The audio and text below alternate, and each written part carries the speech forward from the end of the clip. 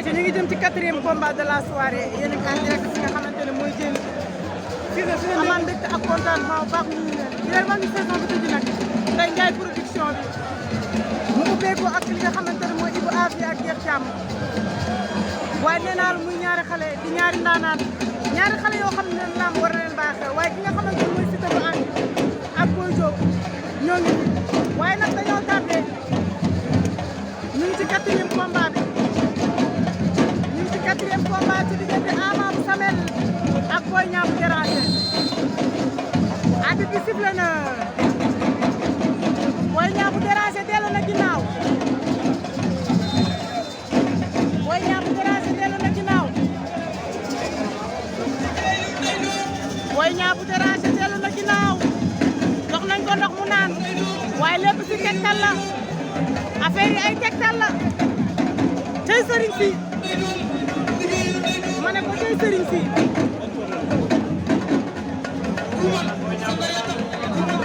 waaye Ama Boy Niang noonu Boy Niang bu Déranger ñu noonu arrêté bi la sifflé mu daal di génn pour la première fois ci lamb lii ma gis ko arbitre bi sifflé nga dem jëli sa 10 litres waaye yow mi est-ce que nga desee ci garab nga xamante ne mooy seen takk na protestant takk na protestant mi ngi ñëw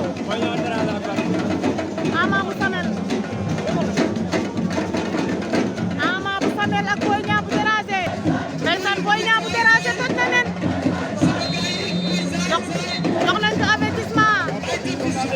jox nañ ko benn avertissement Boy Niang bu Déranger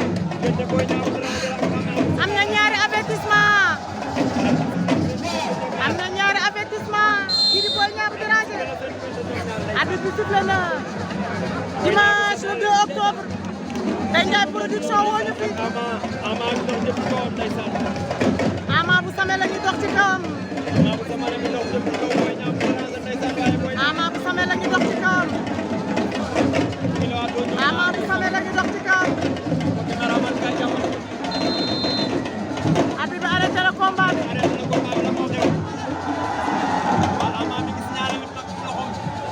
Ama lan lay signalé noonu Ama arbitre mooy la maître du terrain arbitre bi sifflé waat na si diggante Ama bu Samel ak Boy Niang bu Déranger Boy Niang Déranger Ama bu Samel Ama bu Samel seen càmmoñ Boy Niang Déranger seen ndeyjoor Ama bu Samel la ngi dox ci kawam Boy Niang Déranger ci na suuf Ama bu Samel ña ngay leewtoo ci na suuf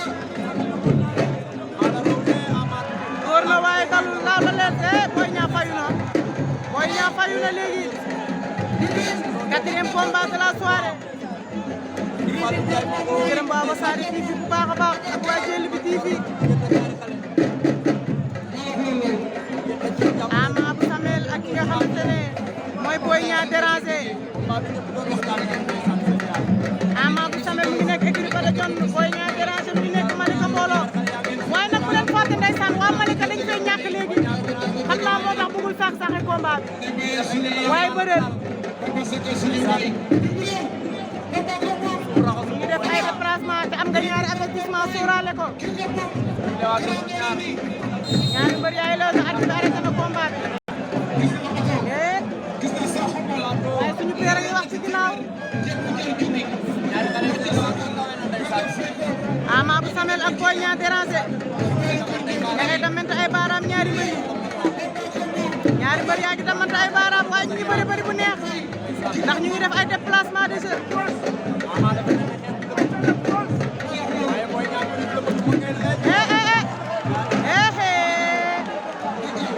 ñoom ñaar doorante na ay kurpeñ Boy Niang bu Déranger laaw na léegi Boy Niang bu Déranger ak Ama bu Samel Boy Niang Déranger Ama bu Samel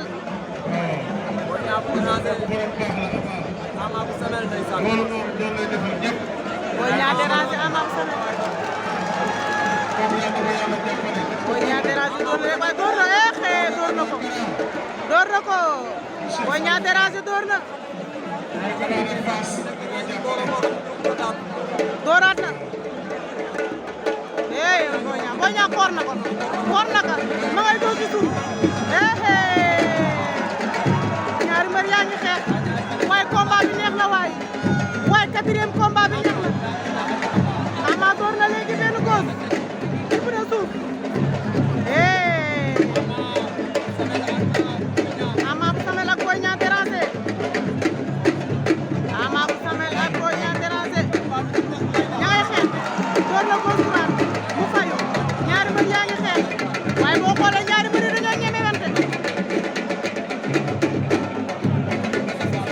ñaari mbër yi dañoo ñemewante